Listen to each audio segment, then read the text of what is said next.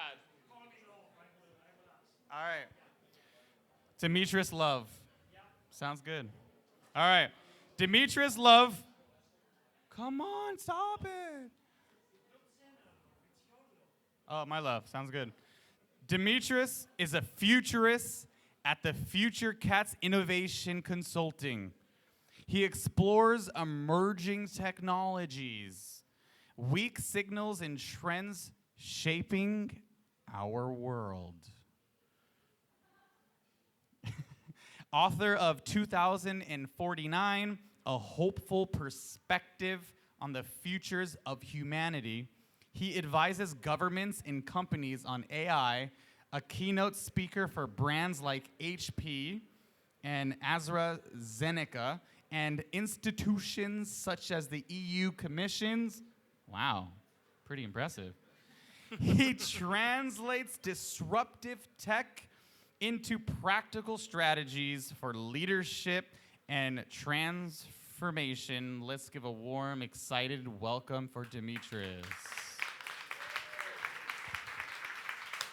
You did well. Hello, everyone.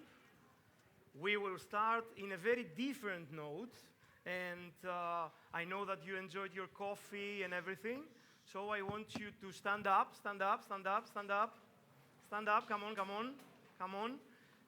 Look at this side, at this side, at this side, yeah, at this side, and stretch your arms and start massaging your, do that, yeah. If you don't have a partner, find one, because we're going to do it reciprocal, then the ones that they don't receive, they will. Great. And now turn around on the other side in order for everyone to receive. Super. Great. And now give a big round of applause to you, and let's start the talk. Thank you very much.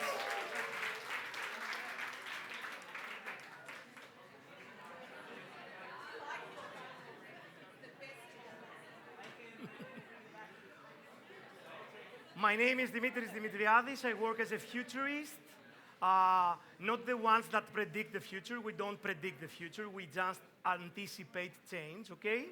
I teach data analytics and AI at the University of York, and in my spare times, I travel the world doing keynotes. Only this year, I had like 36 countries and 120 keynotes, and last year, 76 countries and 190 keynotes. So I do a lot of them. Today, we're going to speak about digital nomads and megatrends and all the weak signals that make the world go round and create change. I will start with all the doom and gloom, but I really promise you that my keynote, at the end, it will be very hopeful. So we will start like that, and I will go down here, because also I'm in the spectrum. I have ADHD and Asperger's, and this thing on my eyes, it gives me really hard time. So I will be here, okay? One thing that is really certain is the only certainty is uncertainty, okay? We live in a very fluid times. We are in a constant flux and crisis. This map behind me has like all the overlapping crises from 2023, 24, 25, and we are pretty sure that during 26 we will be more or less the same or even more. In Europe, abroad, the US, from the America dream went to like make America great again. So things are really, really tense there. And we have all these tensions. And of course, we cannot anticipate the whole change, but we can prepare for that. We can prepare ourselves to understand the futures. This is what futurists do. We are not telling the stars, or we don't have any crystal ball. And anyone that will tell you that can predict the future, he's totally wrong. Okay, it's just snake oil. Let's click the thing. Great. And of course, after the whole global flux and all the things that we discuss, we are going to discuss also about AI. I think is the number one keyword of 2025. And everyone talks about AI, that AI is a tool. The good news is that it's not a tool. AI is a general purpose technology. Okay, I want you to think about AI as you think about electricity. Electricity is also a general purpose technology. Right now, with the AI and the electricity analogy, we are in the invention of the light bulb. Imagine yourself 100 years before that electricity is out there, we have AC, we have DC, we have digital currents, and we invent light bulbs. We are in the same stage. Everything is a chatbot, everything can talk, LLMs can create content, videos, and all that stuff. If you think about AI as a general purpose technology, your position around these technologies will change, because it's not that AI is going to do your job or it's not going to impact something in your life. AI is going to radically impact everything in your life, just like electricity did 100 years ago. Okay, so one thing that we need to understand around megatrends and weak signals and trends in general is that if this is a general purpose technology, we cannot avoid it. We cannot move like in Vietnam and live a peaceful life and say that, okay, the rest of the world will do it. Everywhere this will find us and be part of our everyday life. If we cannot click it, τι λες να δοκιμάσουμε να κάνουμε focus αυτό. So, imagine that this general purpose technology, the difference between other general purpose technologies like electricity or like the water pumps is the huge, immense speed.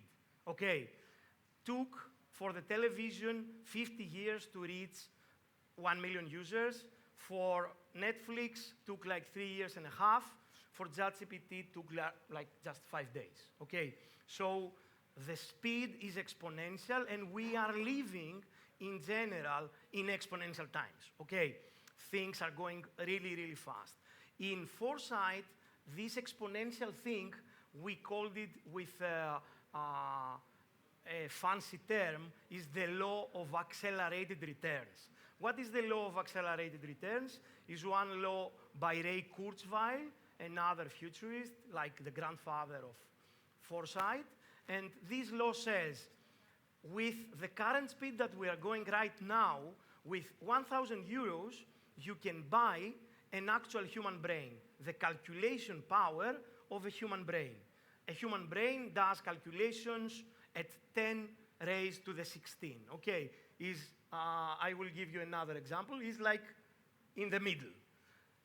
In like 5 years from now, with the same amount of money, like 1,000 euros, we can buy the calculated capacity of the whole human race. Okay, so calculations and all the things that we can do with these machines is not an issue. It's something that it's already solved. Okay, is there, we have access to all these calculations. By the law of accelerated returns, we have super immense LLM powers, we have connectivity. You are like in Da Nang right now and you connect to Elon Musk or to whatever. We have huge, big data in our pockets with an iPhone. The last iPhone is like 2 terabytes of information in your pocket. Imagine speaking to someone and said before 10 years that there will be phones with 1 or 2 terabytes in your pocket. Everyone in the IT business, it will say, no, this is too big. But we are there yet, and we are going to see more and more change. As regards the AI, in order to put it into bed, we have this thing. These are the models before the deep learning era and after the deep learning era. The human brain is up there, 10 raised in the 16th, and right now we have models like GPT-5 and GPT-4o and Claude, and all these models, they can do calculations even 10 times like the human brain. Okay, so the calculation is not the issue. The really fun example about this is like, this is perceptron. Perceptron, adiliptron in Greek, is the first LLM, is the first neural network back in the 50s, and has a very nice story because we have neurons in our brain, okay? We have billions of neurons in our brain, and they tried to imitate the human brain by connecting wires into a human brain. And the whole thing went from here, like not even calculating straight numbers, to up there because of the law of accelerated returns. So all the things that AI can do, we are going to having better and better and better and better AIs. Let's move. Okay, AI is getting too fast and it's going to eat us all and what we can do. No, this is not the case. The case is that we need to shift our mindset. Everything in what we do is around human connection and mindset. So one great philosopher, Eric Hoffer, said that we need to be with the learners and not with the ones that they know it all. A lot of us, we are experts in our fields with 20 years, 30 years of expertise, and we say, okay, we know enough. This is not enough in a constant flux and in a world that we live. So we need to learn and to be with the learners. Or we will be beautifully equipped for the world that doesn't exist. Okay, so this is my favorite philosopher. Another one that is not philosopher yet, but he's trying, says that we need to learn how to unlearn. So I know that many of you are traveling, you are around the world, you do a lot of cultural immersion with different lifestyles, different points of views. One thing that I learned during my keynotes around the world is that we need to find a different perspective, we need to see the world from different perspectives, we need to understand new cultures, but the number one thing that we can do is we learn how to unlearn. This world that we are heading is not a world with a manual. We need to go even deeper and understand that everything that we know is not wrong, but is not going to cut it in a world made for humans, for machines, for robots, for different things that we cannot anticipate. As regards remote work, in order to start going into the remote and nomad megatrends, 1.1 billion are the jobs liable to change. Okay, I'm not saying that jobs will be replaced or people will be laid off in order to replace them with AI or robots. Okay, this will happen also, but the majority will be transformation. We know one job, someone is a content creator, a graphic designer, a post-production guy, even a tour guide, okay? And this job will be augmented by AI. We will have immense production gains, a lot of things will break going there, but one thing that you need to remember is that everything that we produce, we do it for humans. So always we need humans in the loop. We need authenticity, we need someone to relate, someone to resonate as regards what we create.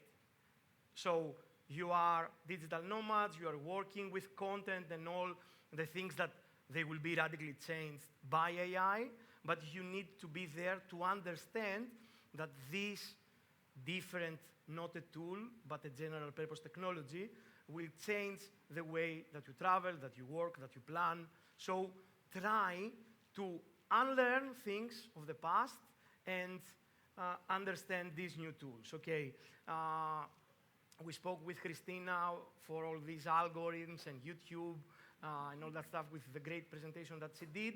And all this attention economy, it's getting into an end.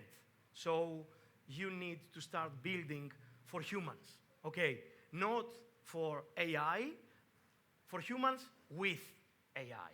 This is very critical to understand, because if we go one step back and we say that, yes, but the algorithm and blah, blah, blah, we will understand that it's just simple mathematics and not something super magical. So AI will not take your job. A human using AI will. And we need to start upskilling and reskilling. And I will go, because I have 5 minutes, I will go to the 5 trends with one quote. Jim Dator is the actual grandfather of foresight.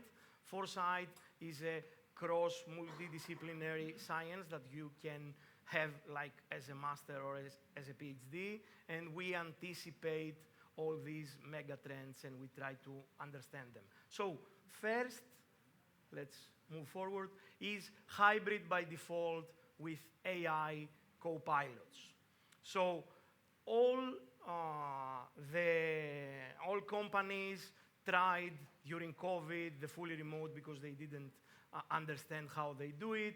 Then they went to hybrid. Then they went to a war, like 3 days in the office, 2 days at home. Others said like 3 days at home, 2 days in the office. Others, they said, let's bring them back and all that stuff. Now, the actual trend is hybrid with whatever works. Imagine that you can select how many days you're going to work. A lot of you are entrepreneurs, so you can select a hybrid way of working. Plus, you can have a lot of AI co-pilots doing a lot of the work. Okay, imagine you are like micro multinationals that you can deploy an AI for research, an AI for doing captions, an AI for doing covers, an AI for doing videos. So eventually, you will have like little minions doing a lot of parts of the work. And you will be the sense, the glue of this resonance to the actual people. So this trend says that we are not choosing hybrid because we like it or not. It's going to be by default. So the whole corporate world, it will shift towards hybrid. And this gives you a lot of opportunity in order to do to cooperate with companies, to build communities, to do different stuff. Next is the borderless stack.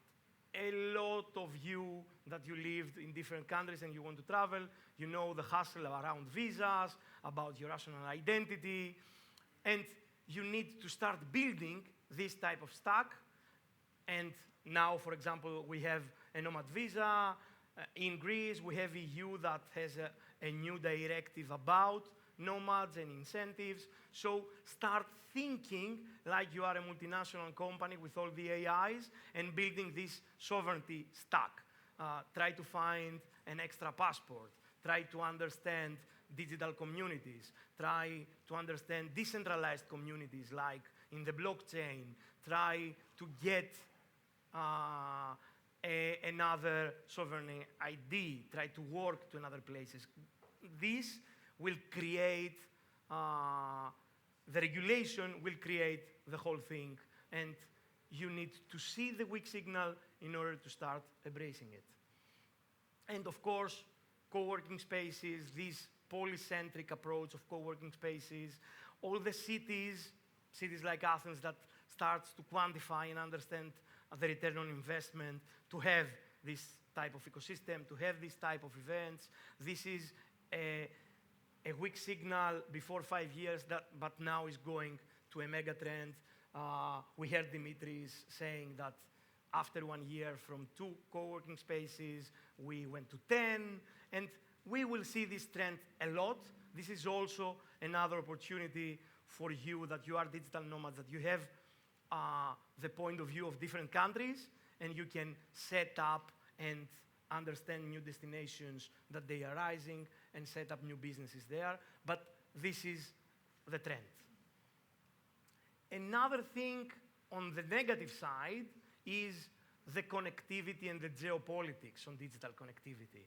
If you search right now Starlink satellites and global image of Starlink satellites, you will see a very terrifying image. You will see the whole Earth surrounded by a grid of satellites owned by just one person that is a bit crazy. He's on the spectrum, but he's also crazy. So the whole thing is terrified.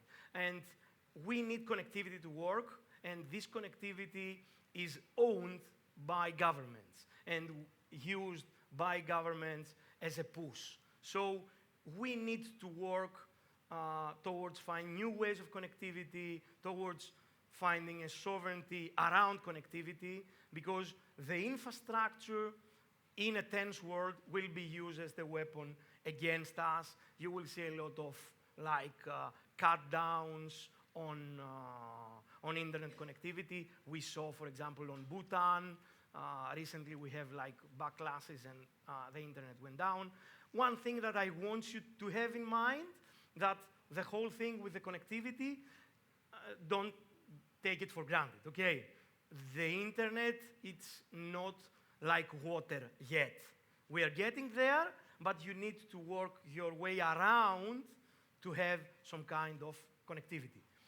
And of course, we live in an unpredictable world, and because I need to finish, I will finish with a very hopeful slide. Greece can be a strategic gateway to Europe. We have a lot of sea, sun, spanakopita, Greek salad. Okay, yeah, imagine that Greeks invented democracy, stayed like hybrid for 2,000 years. We invented Greek salad and we stopped. That was the thing. So Greece is a great gateway to Europe. You can get a nomad visa really easy. The government right now is pushing the whole thing around nomads. They're not doing that well, but they are trying. So this is another weak signal that you need to have in mind. And in order to finish and get your question, I will finish with one sentence from my book.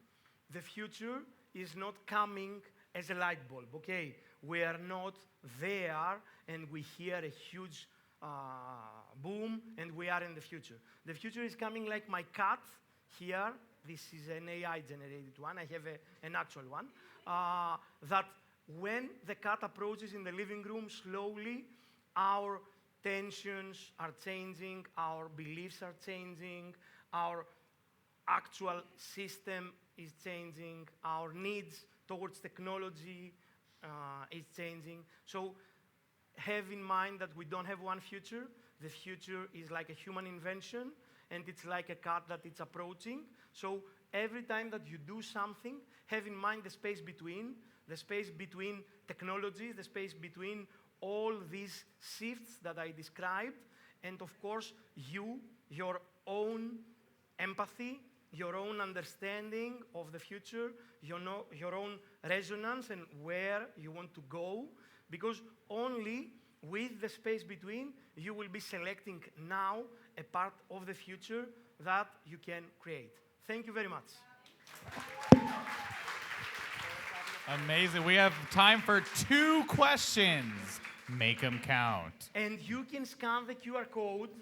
It's going to my LinkedIn. If you send me a message on LinkedIn, I will send you the publisher's edition of my book, okay? It was a shameless promo, but it was. 2 questions. Yes. Good morning, Dimitris. Thank you so much for the inspiring food for thought. I used a little bit of AI, but I'm more of a boring, practical person. I saw some big names there for companies that you helped. Mm-hmm. Would you be willing to share what were their the 2 main blocks for AI adoption? How did you fix it for them? Right now, we are working, I teach data analytics and AI for 12 years, okay? I do AI research back then where it wasn't cool. I know. For 20 years. Right now, the enterprise adoption has a big problem. One thing is that people using AI, but they are not using the AI of the company. So we have a lot of shadow AI, people doing the work in their phones and in their laptops with their own subscription. So all this data, they are going to the LLMs and to different providers. So companies, they are trying to understand how they incentivize people in order to bring them to the internal AI, in order to use the knowledge, to be compliant, to have all this data sovereignty inside the company. So what we build RAG, retrieval augmentation systems, is like databases for AI. And we take the knowledge of a company, we put it there, and we connect LLMs in order to be safe. This is one thing that the companies have. And the other thing as regards adoption is we need to start upskilling and reskilling ourselves. Okay, so we need to start learning and have some kind of AI literacy. People, they think that, and one thing about young people, like underage people, that they are like 12, 13, my take on this is like really harsh. They don't need to have access. Okay, AI for a 12-year-old is a weapon. If you have a kid and you feeding your kid like with McDonald's and junk food and all that stuff, it's the same thing by giving your kid a smartphone with social media and an AI. So try to protect your kids from this until you understand it fully and you can cover the whole thing and put the guardrails. But now, the algorithms of social media, they are really toxic. They are like attention economy, a lot of really controversial stuff. And AIs, they have so much biases inherited by the developers and all the stuff that we don't know, that it's like a really poison for a kid. For humans, it's a very good productivity gain. Try to understand your own biases. Try to not use your confirmational biases to the biases that an AI can give you. And of course, critical thinking. Don't see an image and say, okay, someone shoots someone, and maybe it's true. No, do your fact checking. Understand that the thing that you see may be a synthetic video. Anything that is too provocative probably is AI made. Okay, so critical thinking and do your fucking homework and learn about all these things in order not to be in the naive side of history. Okay. Thank you. How long will you be in Athens? Damn. I will be in Athens for 3 hours. Perfect. We'll talk more. Thank you. That's it. We have no more questions. No, sorry, we have on time Thank you. now. I will be Thank you. outside for sure for all of your questions. Okay, thank you.